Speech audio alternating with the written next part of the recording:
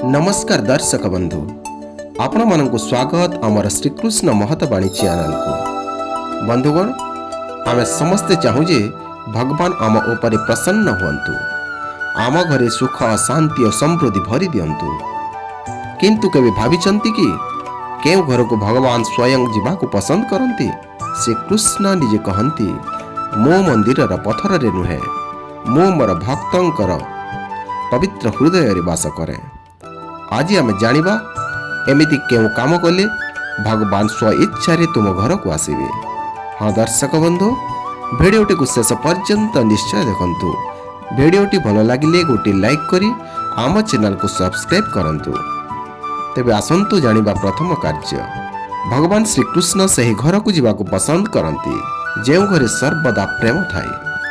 हाँ दर्शक बंधु, जेउ घरे सर्वदा झगड़ा, कलह, अपमान और कटु कथा रहे सेठारे भगवान के वास करंती नहीं। श्रीकृष्ण कहंती, जेउ घरे परस्पर प्रति प्रेम, सम्मान और सहयोग रही थाए सेठारे मो स्वयं उपस्थित रहे। तेणु परिवार रे छोट बड़ समस्त को सम्मान दियंतु, मधुर कथा कहंतु, कारण भगवान प्रेमर भाषा बुझंती। हाँ दर्शक बंधु, द्वितीय कार्यटी है प्रतिदिन भगवान का नाम स्मरण करंतु। जो घरे प्रतिदिन सकाळ और संध्यारे भगवान का नाम उच्चारण हुए, शंख बाजे, दीप जले, सही घर को भगवान अत्यंत प्रिय करंती। एथिपाई बड़ पूजा किंबा व्ययबहुल आयोजन आवश्यकता नहीं, केवल भक्ति भाव दिन को किछि समय भगवान का नाम नियंतु। आसंतु जानिबा तृतीय कार्य। तृतीय कार्यटी है माता पिता सेवा करवा।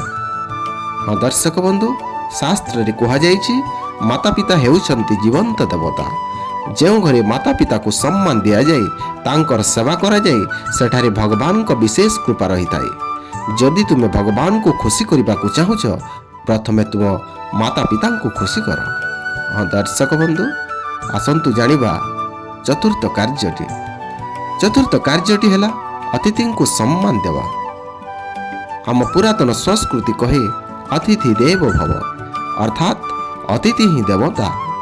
कौन सी भूखा व्यक्ति, साधु, अतिथि किंबा आवश्यकता थिबा लोक जदि तुम घर को आसंती, ताकू खाली हाथ रे फेराई दियंतु नहीं, कारण भगवान अनेक समय रे मनुष्य रूप रे आमर परीक्षा नियंती।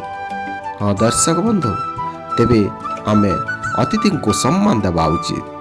तेबे पंचम कार्यटी है घर को स्वच्छ और पवित्र रखिबा। हाँ बंधुगण, जो घर सफा सुतरा, सुगंधित और पवित्र थाए सेठारे सकारात्मक शक्ति बढ़ी थाए। विशेषकर पूजा घर सर्वदा सफा रखंतु, कारण पवित्रता हेउछि भगवानकर प्रिय गुण। षष्ठ कार्यटी है दान और सेवा करिवा। श्रीकृष्ण गीतारे कहिसंती, जो व्यक्ति निस्वार्थ भाव में दान और सेवा करे से मोर अत्यंत प्रिय भक्त। तेणु निज सामर्थ्य अनुसार गरीब, असहाय, पशुपक्षी और आवश्यकता थिबा लोकों को सहायता करंतु।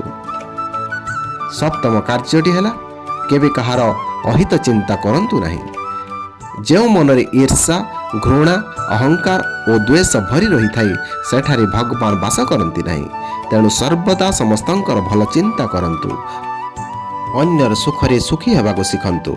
हाँ दर्शक बंधु, भगवान को घर को आनिबा पई सोनार मंदिर दरकार नहीं, दरकार अछि एक पवित्र मन, एक स्नेह भरा परिवार और भक्ति भरा हृदय। जो घरे माँ ममता, बापा को आशीर्वाद, बड़ मान प्रति सम्मान और भगवान प्रति भक्ति थाई, सही घर स्वयं वृंदावन हो जाए एवं से घर को भगवान स्व इच्छा आसंती। हाँ दर्शक बंधु, यदि आपण चाहूछंती भगवान कृपा सर्वदा आपण घरे रहू, तेबे कमेंट रे लिखंतु जय श्री कृष्ण।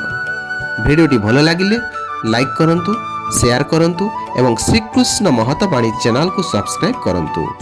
जय श्री कृष्ण। राधे राधे।